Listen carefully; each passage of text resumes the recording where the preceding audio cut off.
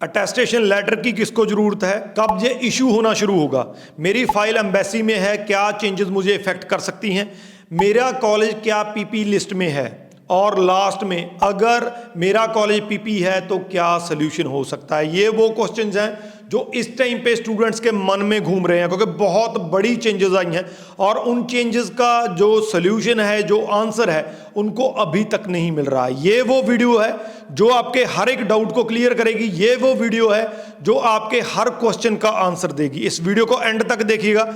And तक जाते जाते मैं आपको श्योर करता हूं कि आपके मन में जितने भी क्वेश्चन है सबके आंसर आपको मिल जाएंगे। तो वीडियो को एंड तक देखिएगा।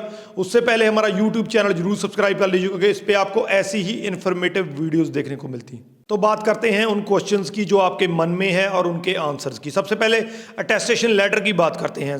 अटेस्टेशन लेटर पे क्वेश्चन आता है किसको चाहिए, तो अटेस्टेशन लेटर किसको नहीं चाहिए ये बता देता हूं। सबसे पहला, अगर वहां पे स्कूलिंग वीजा के लिए जाते हैं तो अटेस्टेशन लेटर नहीं लगेगा। अगर आप मास्टर्स के लिए, पीएचडी प्रोग्राम के लिए तो आपको अटेस्टेशन लेटर नहीं चाहिए, आप अपनी फाइल लगा सकते हैं। इसके अलावा जो भी स्टूडेंट जिनका वीजा आया हुआ है उनको अटेस्टेशन लेटर की जरूरत नहीं है।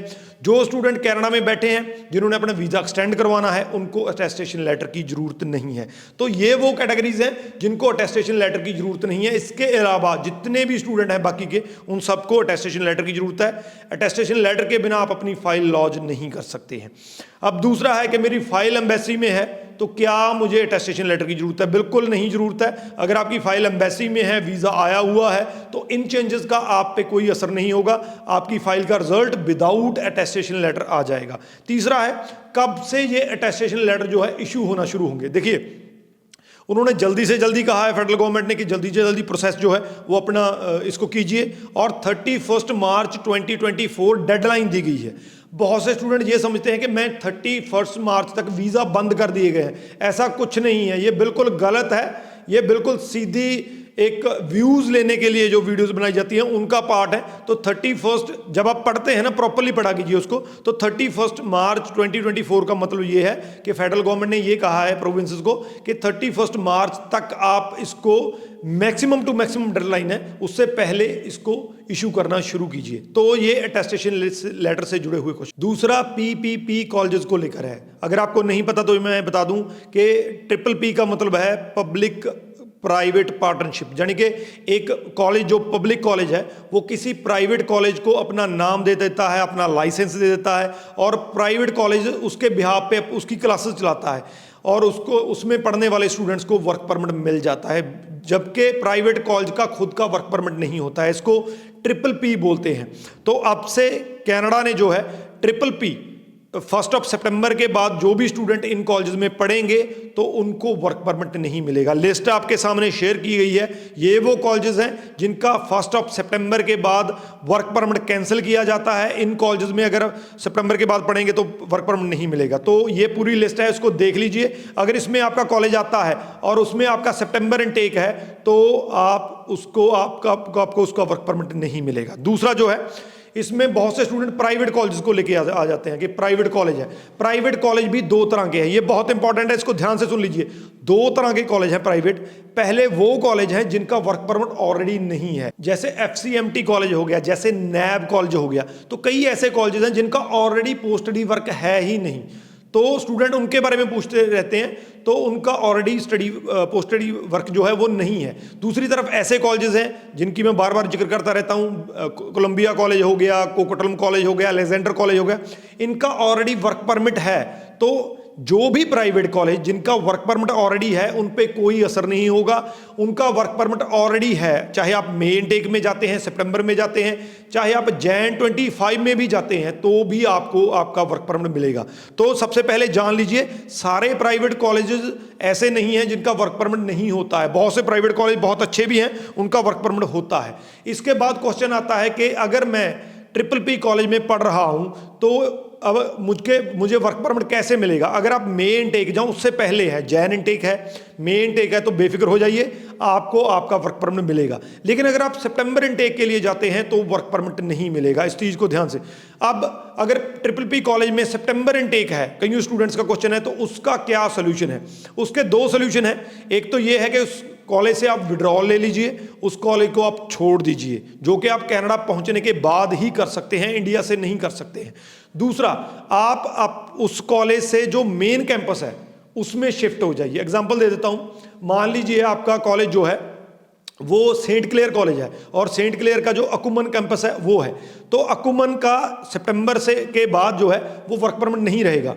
तो अगर आप अकुमन कैंपस से सेंट क्लेयर के मेन कैंपस विंडसर में शिफ्ट हो जाते हैं, मेन कैंपस का जो वर्क परमिट है वो रहेगा, तो आप इस तरीके से इसका सॉल्व हो सकता है, आपको वर्क परमिट मिल जाएगा। तो ये इसका सोल्यूशन है।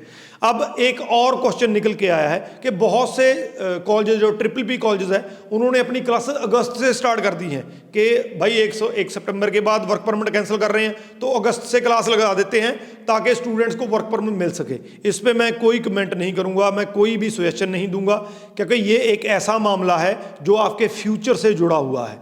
मान लीजिए आपने अगस्त में क्लास लगा ली, अगस्त को आमतौर पे फॉल इनटेक ही बोला, ये इंपॉर्टेंट है, ध्यान से सुन लीजिए। अगस्त को आमतौर पे फॉल इनटेक ही माना जाता है, सितंबर और अगस्त एक ही बात है। तो अगर IRCC इस चीज़ पे चलती है कि आपने फॉल इनटेक में एडमिशन लिया इसीलिए आपको वर्क परमिट नहीं मिलेगा, 2 सालों के बाद जब आपकी स्टडी खत्म होगी तो आपको इस चीज़ का सामना करना पड़ सकता है। तो इस पे मैं आपको कोई भी सजेशन नहीं दूंगा। इसके रिगार्डिंग आप अपने कॉलेज से बात कीजिए कि अगर मैं अगस्त में क्लासेस लगाता हूं, जैसा कि आपने कहा कि अगस्त में क्लासेस लगा सकते हैं, लेकिन जो वर्क परमिट कैंसिल होना है सितंबर में होना है, तो क्या मुझे वर्क परमिट, इसको अश्योर कर लीजिए, तभी आप अगस्त में अपनी क्लासेस स्टार्ट। लास्ट में बात करते हैं उन फाइल्स की जो एम्बेसी में हैं, जहाँ खास करके जो लगने वाली हैं।